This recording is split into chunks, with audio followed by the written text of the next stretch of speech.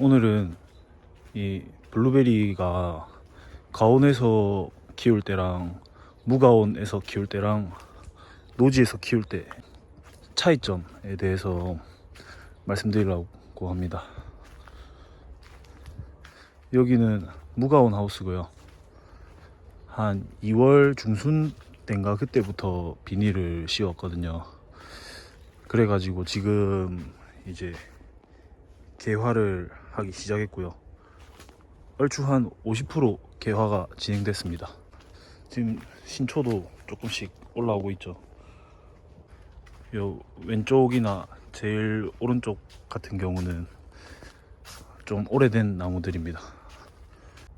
아니다, 작년이 아니라 2년 전 여름에 여기 심었었거든요. 그래도 얼추 많이 컸죠. 작년에는 여기를 거의 좀 무가온도 아니고 가온도 아니고 좀 애매하게 키워가지고, 근데 지금 좀 많이 큰 상태고요.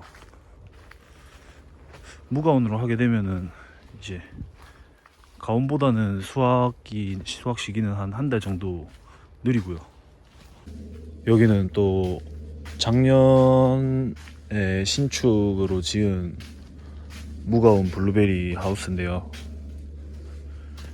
지금 여기도 꽃은 다 개화를 한 상태고요. 지금 조금씩 꽃이 떨어지면서 수정이 시작되고 있습니다. 신초는 거의 한 10cm 이상씩 지금 나오고 있고요. 작년에 이 하우스를 새로 지었는데 올해 바로 수확을 할 예정입니다.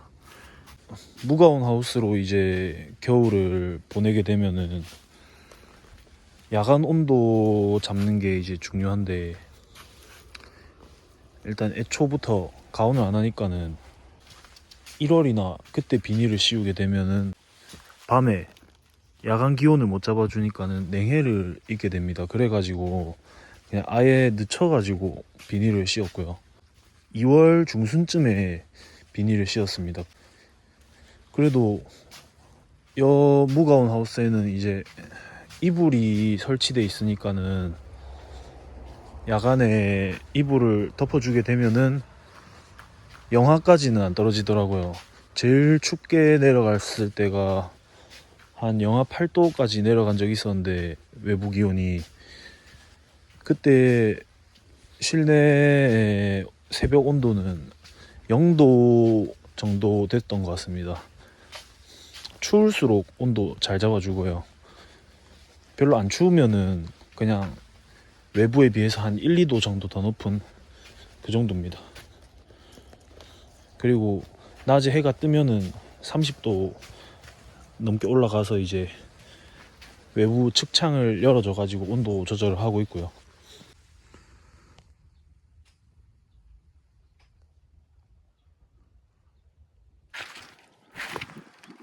지금 이쪽은 노지 블루베리입니다. 전부 다 팔딩 같은 품종이고요. 지금 노지는 이제 꽃눈이 부풀기 시작했죠.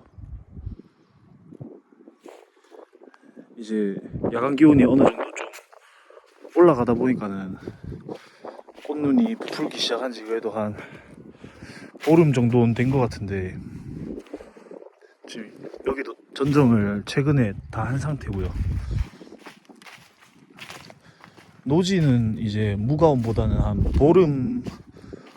보름이나 한 3주 정도 늦을 것 같습니다. 출하 시기가 한 6월 초에 나오지 않을까 생각하는데, 팔딩이 그래도 남부종 조중생종이라서 좀 그나마 일찍 나오는 편입니다.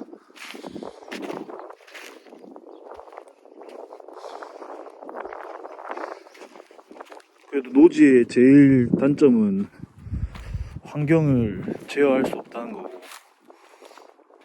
그런 좀 기상재해, 자연재해나 기상에 대해서 아무런 면역력이 없죠. 그러니까 피해가 오면은 고지고대로 당해야 되니까는 그게 제일 단점인 것 같습니다.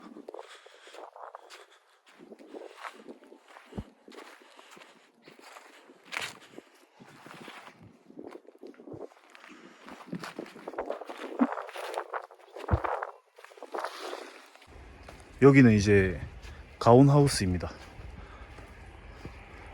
가온하우스는 야간의 온도를 한 10도 이상 잡아주면서 한 12월 말부터 가온을 시작해왔고요. 지금은 얼추 1차 비대가 다 끝난 상태고 출하까지 약 한 달 정도 남은 것 같습니다. 올해 개화기 때 해가 많이 안 들어서 이제 출하 시기가 한 일주일 정도 늦춰질 걸로 예상됩니다.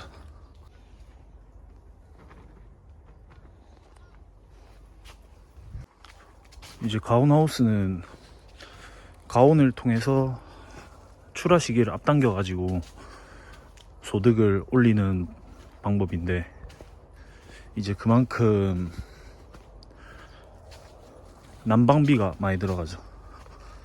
난방비가 어느 정도 들어가긴 하지만 제 생각의 장점으로는 좀 어느 정도 하우스 내에 좀 환경을 제어할 수 있다. 그게 큰 장점인 것 같습니다.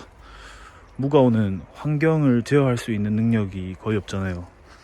하지만 난방 능력을 갖추고 있으면 어느 정도 자기가 하우스 내 환경을 좀 컨트롤할 수가 있으니까는 환경의 의존도가 무가온보다는 조금 떨어지지 않나 생각됩니다.